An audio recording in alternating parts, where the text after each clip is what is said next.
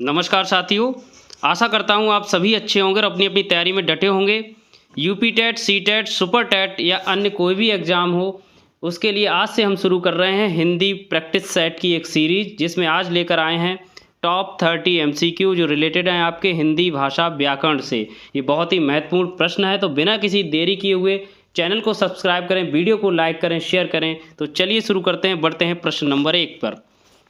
निम्नलिखित प्रश्न में से 4 विकल्प दिए गए हैं, उनमें से उस विकल्प का चयन करें जो दिए गए शब्द वाक्य का सबसे अच्छा एक शब्द विकल्प है।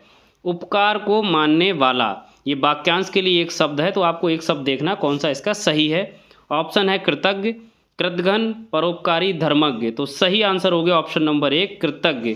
कृतघ्न कौन होता है? जो उपकार को नहीं मानता है।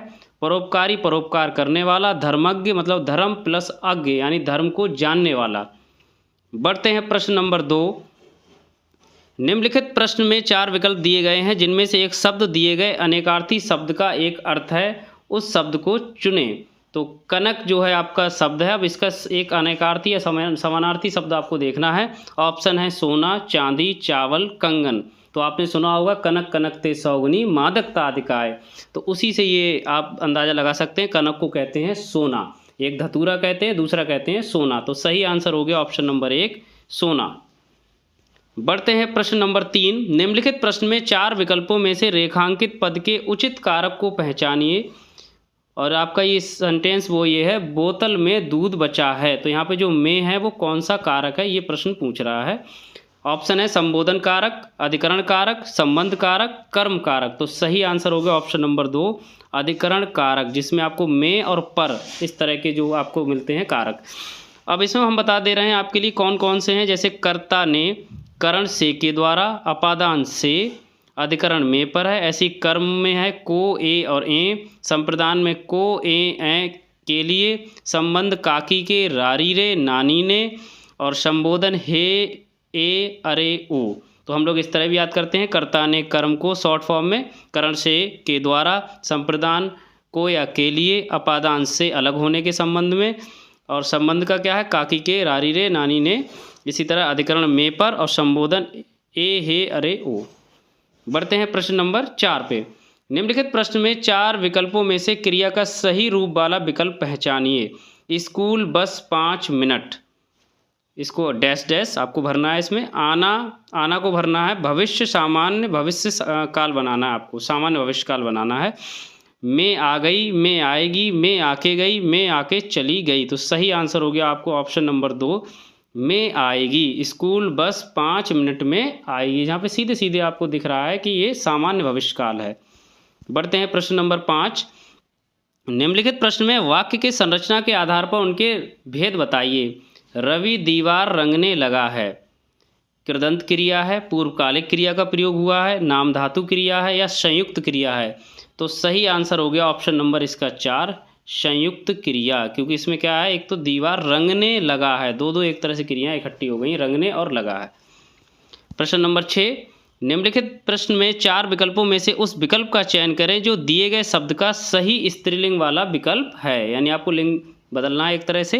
हंस, तो हंस का सही ऑप्शन क्या हो जाता है, आपको सबको पता हो, हंसनी। तो सही आंसर है ऑप्शन नंबर 1 हंसनी। प्रश्न नंबर 7। निम्नलिखित प्रश्न में 4 विकल्पों में से दिए गए शब्द का सही पुल्लिंग रूप वाला विकल्प है। कुम्हार का क्या होगा, यानी कुम्हारी, कुम्हारिन, कुम्हारिन या कुम्हारिन। तो सही आंसर हो गया आपका कुम्हार का क्या हो जाएगा, कुम्हारिन, ऑप्शन नंबर 2। प्रश्न नंबर 8। नीचे दिए गए शब्द का सही बहुवचन रूप वाला विकल्प है। चुटिया, चुटिया का क्या होगा, चुटियाँ होगा, चुटियों होगा, चिटियो होगा, या चटियाए। तो सही आंसर है ऑप्शन नंबर 1 चुटिया का चुटियाँ, जैसे चूड़ी का चूड़ियाँ होता है, इसी तरह से। प्रश्न नंबर 9। निम्नलिखित प्रश्न में 4 विकल्पों में से उस विकल्प को चुनिए जो सही पूर्ण रूपेण वर्ण विच्छेद वाला है। यहाँ पर आपको कृपण, कृपण शब्द को अलग अलग करना है, तो ध्यान रखिए। देखो का कैसा है, यहाँ पे आधा है कृपण में, उसके बाद ऋण की मात्रा लगी है तो री हो गया, री की मात्रा है री। इसके बाद यहाँ पे देखिए पा आधा और उसके साथ आ मिला दोगे तो पूरा पा बन जाता है, यानी कोई भी व्यंजन होता है वो बिना स्वर की सहायता से नहीं बोले जाते हैं। यानी पा जब हम बोलते हैं तो उसका मतलब पा के अंदर छोटा आ भी छिपा रहता है, यानी आधा पा और छोटा आ, ठीक है। प्लस ऐसी अड़ा में आधा ये वाला अड़ा प्लस आ, तो सही आंसर हो गया ऑप्शन नंबर 9 का 4। हमेशा इस चीज़ का ध्यान रखिए। बढ़ते हैं प्रश्न नंबर 10। निम्न 4 वाक्यों में से शुद्ध वर्तनी वाला शब्द पहचानिए। यहाँ पे आपको पहचानना है कृष्ण जो है कौन सा सही लिखा है। तो कृष्ण में री की मात्रा का प्रयोग होता है और आपको पता है आधा षटकोण वाला श अणा, तो सही आंसर होगा ऑप्शन नंबर 1, 10 का पहला। प्रश्न नंबर 11। निम्नलिखित प्रश्न में 4 विकल्पों में से उस विकल्प का चयन करें जो दिए गए वाक्य में विशेषण शब्द की विशेषता प्रकट करता है। और आपका जो वाक्य है वो क्या है, इस पर्वतमाला में बहुत ऊंचे ऊंचे पहाड़ हैं। इसमें आपको ये बताना है विशेषण कौन सा है, इस बहुत ऊंचे ऊंचे पहाड़, तो सही आंसर हो गया आपका ऑप्शन नंबर 3, ऊंचे ऊंचे। अगर क्रिया विशेषण पूछ रहा होता तो एक तरह से आप कह सकते थे बहुत, लेकिन यहाँ पे चूंकि विशेषता पूछ रहा है तो वो हो गई आपकी ऊंचे ऊंचे। प्रश्न नंबर 12। निम्नलिखित प्रश्न में 4 विकल्पों में से उस विकल्प का चयन करें जो दिए गए बाकी का सही विकल्प है। सर्वनाम का शाब्दिक अर्थ क्या होता है? ऑप्शन है सबका नाम, दूसरों का नाम, अपना नाम, संबंध का नाम। आपको पता है सर्वनाम वो शब्द होते हैं जो संज्ञा के स्थान पर प्रयोग किए जाते हैं, जैसे मैं, तुम, हम, वह, इस तरह से। तो इसका सही जो है शाब्दिक अर्थ है वो है ऑप्शन नंबर 1, सबका नाम। सर्वनाम यानी सबका नाम। प्रश्न नंबर 13 है, इनमें से कौन सी गजानन माधव मुक्ति बोध जी द्वारा रचित रचना नहीं है? ये ध्यान रखना, विशेषकर नहीं है पूछा है। अंधा युग, चांद का मुंह टेढ़ा, भूरी भूरी खाक धूल, नए साहित्यकार का सौंदर्य शास्त्र। तो देखिए आपको पता है अंधा युग जो है वो धर्मवीर भारती द्वारा रचित है, तो इसलिए यही आंसर आपका सही हो गया। बाकी ये तीनों जो रचनाएं हैं, चाहे चांद का मुंह टेढ़ा हो, भूरी भूरी खाक धूल हो या नए साहित्यकार का सौंदर्य शास्त्र हो, ये सारी किसके द्वारा रचित हैं? गजानन माधव मुक्ति बोध द्वारा। प्रश्न नंबर 14 है, निम्नलिखित प्रश्न में 4 विकल्पों में से उस सही विकल्प की पहचान करें जो बताता है कि पृथ्वीराज रासो किस लेखक की रचना है। ऑप्शन है चंद्रबरदाई, कलहड़, वाल्मीकि, हर्षवर्धन। तो सही आंसर हो गया ऑप्शन नंबर 1, चंद्रबरदाई। प्रश्न नंबर 15। निम्नलिखित प्रश्न में 4 विकल्पों में से उस सही विकल्प का चयन करें जो बताता है कि सत्यार्थ प्रकाश उपन्यास के लेखक का नाम क्या है। दयानंद सरस्वती, अरविंद घोष, भवभूति, हर्षवर्धन। तो प्रश्न नंबर 15 का जो है सही आंसर ऑप्शन नंबर 1 है, दयानंद सरस्वती। सत्यार्थ प्रकाश, इन्होंने उपन्यास जो लिखा था उसका नाम था सत्यार्थ प्रकाश। और वेदों की ओर लौटो, ये भी इन्होंने नारा दिया था। इसके अलावा आर्य समाज की स्थापना भी इन्होंने की थी। प्रश्न नंबर 16 है, हिंदी साहित्य अकादमी की ओर से हर वर्ष शलाका सम्मान पुरस्कार किस क्षेत्र में दिया जाता है? भाषा, संस्कृति, खेलकूद, तकनीकी, हिंदी को नई दिशा प्रदान करने के लिए। तो प्रश्न नंबर 16 का सही आंसर है ऑप्शन नंबर 4, हिंदी को नई दिशा प्रदान करने के लिए, नई दिशा प्रदान करने के लिए। प्रश्न नंबर 17। निम्नलिखित प्रश्न में 4 विकल्पों में से वह सही विकल्प का चयन करें जो दिए गए पद के उचित अलंकार रूप का सबसे अच्छा विकल्प है। अब पद क्या है? रघुपति, राघव, राजा, राम। ऑप्शन है अनुप्रास अलंकार, यमक अलंकार, रूपक अलंकार, उपमा अलंकार। तो देखिए यहाँ पे ध्यान रखिए, रा शब्द की बार बार पुनरावृत्ति हो रही है आपकी, रघुपति में भी, फिर राघव में, फिर राजा में भी और राम में भी। इसका मतलब कौन सा हो गया? अनुप्रास अलंकार। तो प्रश्न नंबर 17 का सही आंसर हो गया ऑप्शन नंबर 1, अनुप्रास अलंकार। प्रश्न नंबर 18 है, निम्नलिखित प्रश्न में 4 विकल्पों में से उस सही विकल्प का चयन करें जो रेखांकित शब्दों के सही अव्यय के भेद हों। अब इसमें आपको अव्यय पहचानना है सही वाला। ऑप्शंस आपके दे रखे हैं। पहले आप सेंटेंस पढ़ लीजिए, सीता के आगे रमा खड़ी है, सीता के आगे रमा खड़ी है। तो इसमें आपको जो है के आगे ये जो अव्यय यूज किया है किस तरह का हुआ ये आपको बताना है। पहला है क्रिया विशेषण अव्यय, फिर है संबंध बोधक अव्यय, फिर है समुच्चय बोधक अव्यय और चौथा है विस्मयादि बोधक अव्यय। और आपको बता दूं अव्यय जो होते हैं उनमें लिंग, वचन, पुरुष, कारक आदि के कारण कोई भी विकार नहीं होता। और ये शब्द कौन कौन से होते हैं? वो होते हैं जैसे आज, कब, इधर, किंतु, परंतु, जब, तब, क्यों, अतः, इस तरह के शब्द होते हैं तो अव्यय होते हैं। और 4 भेद होते हैं, ये चारों भेद आपके सामने लिखे, मैं एक एक करके बता दे रहा हूँ। जैसे सबसे पहले इसमें है क्रिया विशेषण अव्यय। तो क्रिया विशेषण अव्यय में क्या होता है, जो क्रिया की विशेषता बतलाते हैं। कैसे, जैसे यहाँ, वहाँ, भीतर, बाहर, आज, कल, ठीक है।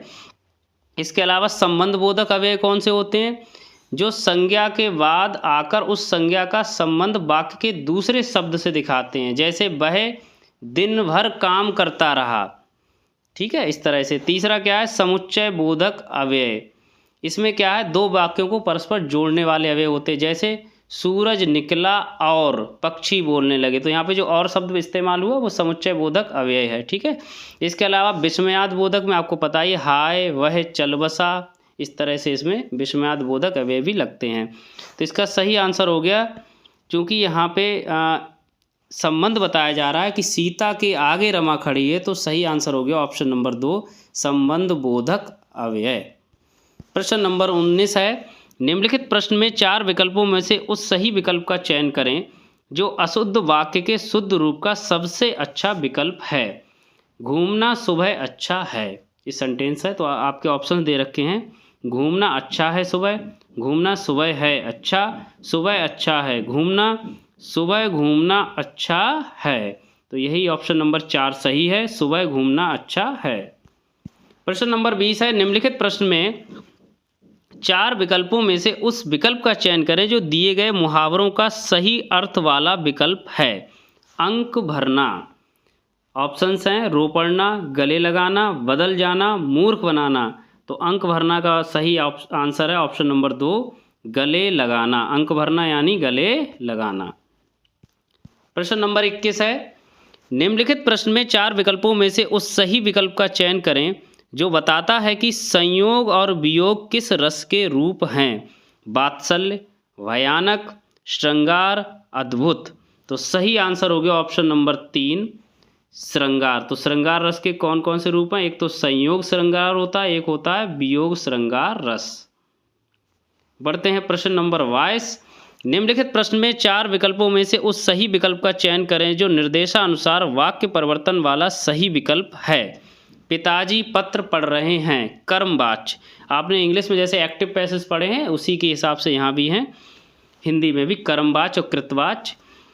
अब इसमें दिया है पत्र पिताजी द्वारा पढ़ा गया, पिताजी ने पत्र पढ़ा, पिताजी के द्वारा पत्र पढ़ा जा रहा है, पिताजी से पत्र पढ़वाया जा रहा है। तो प्रश्न नंबर 22 का सही आंसर हो गया ऑप्शन नंबर 3, पिताजी के द्वारा पत्र पढ़ा जा रहा है। यानी ये कृतवाच्य था, अब इसको किस में बदल दिया आपने, कर्मवाच्य में बदल दिया। बढ़ते हैं प्रश्न नंबर 23, योजक चिन्ह का सही उदाहरण कौन सा है। शिवाजी और शिवेश भाई बहन हैं, हेमा, गुनगुन, माया सहेलियां हैं, रोहन ने कहा मुझे पढ़ाई करनी है, मैं घूमने जा रही हूँ। तो प्रश्न नंबर 23 में देखो सही आंसर ऑप्शन नंबर 1, शिवानी और शिवेश भाई और बहन है। तो यहाँ पे देखिए भाई बहन के बीच में जो चिन्ह लगा है उसको बोलते हैं योजक चिन्ह, बाकी ये कॉमा लगे हुए हैं।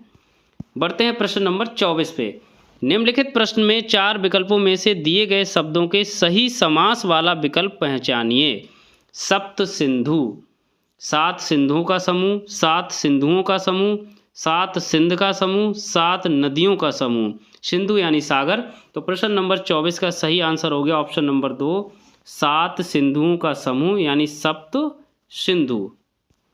बढ़ते हैं प्रश्न नंबर 25 पे, निम्नलिखित प्रश्न में 4 विकल्पों में से उस सही विकल्प का चयन करें जो दिए गए शब्द का सही समानार्थी वाला शब्द है। तो इसमें आपको समानार्थी देखना है, पत्थर, और जो शब्द है वो है पत्थर, और ऑप्शन है उसके पाषाण, गिरी, नवचर, निर्भय। तो सही आंसर हो गया ऑप्शन नंबर 1, पाषाण। बाकी गिरी आपको पता है ये तो पर्वत का होता है, नवचर यानी आसमान में उड़ने वाले जो भी पक्षी वगैरह हैं वो, और निर्भय जो होते हैं जिसको भय ना हो कोई।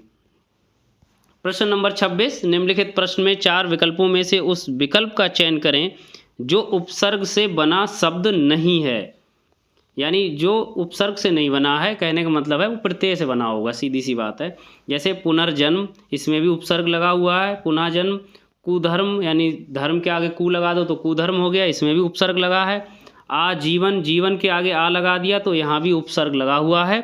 दिखावा, दिख प्लस आवा, तो आवा क्या हो गया, बाद में लगा है, तो इसका मतलब ये क्या हो गया, प्रत्यय है। इसका मतलब प्रश्न नंबर 26 का सही आंसर हो गया ऑप्शन नंबर 4 दिखावा। बढ़ते हैं प्रश्न नंबर 27। निम्नलिखित प्रश्न में 4 विकल्पों में से दिए गए शब्दों के विपरीत अर्थ वाला विकल्प चुनिए। यानी आपको विलोम शब्द बताना है, किसका बताना है, स्वार्थ का। परमार्थ, निस्वार्थ, विषाद, वरिष्ठ। कई लोग जल्दबाजी में गलती कर देते हैं, स्वार्थ का निस्वार्थ लगा देते हैं, जो कि गलत है। सही आंसर है ऑप्शन नंबर 1 परमार्थ। स्वार्थ का मतलब होता है जो सिर्फ अपना ही भला करे, और परमार्थ का मतलब होता है सबका भला करने वाला, सबके बारे में भला सोचने वाला। प्रश्न नंबर 28। निम्नलिखित प्रश्न है 4 विकल्पों में से उस विकल्प का चयन करें जो प्रत्यय से बना है। यानी कि इनमें से आपको बाकी सब तो उपसर्ग से बने होंगे, एक कोई होगा जो प्रत्यय से बना होगा, तो देखते हैं कौन सा है। इंसान, मदद, जादूगर, समझ। तो सही आंसर हो गया ऑप्शन नंबर 3 जादूगर। यानी इसमें 2 शब्द हैं, जादू प्लस गर, तो यहाँ पे गर क्या है, प्रत्यय हो गया। इसी तरह बाजीगर भी बनता है, ठीक है। बढ़ते हैं प्रश्न नंबर 29 पर। निम्नलिखित प्रश्न में 4 विकल्प दिए गए हैं जिनमें से उस विकल्प का चयन करें जो दिए गए पद का सबसे उचित सामासिक युग्म पद है। अब ये आपका शब्द जो है वो क्या है, आचार। खाने की वस्तु है, विचार है, चाल चलन है, अनादर है। तो आपने कभी कभी पढ़ा होगा कि आचार विचार, तो आचार वहाँ पे अलग है, विचार अलग है, तो आचार के साथ विचार ऑप्शन नहीं होगा। खाने की वस्तु ये भी नहीं होगा और अनादर भी नहीं होगा। सही आंसर हो जाएगा ऑप्शन नंबर 3 चाल चलन। प्रश्न नंबर 30 लास्ट प्रश्न है। निम्नलिखित प्रश्न में 4 विकल्पों में से उस विकल्प का चयन करें जो दिए गए शब्द का सही समान अर्थ वाला शब्द है। और इसमें आपके जो है शब्द दिया है वो है दुविधा, धर्म संकट, यथा तथ्य, विस्तृत, होनहार। आपको पता है, देखते होंगे तो कहते हैं बहुत धर्म संकट आ गया, तो इसका मतलब क्या हुआ, बहुत दुविधा का समय है। तो सही आंसर हो गया ऑप्शन नंबर 1 धर्म संकट।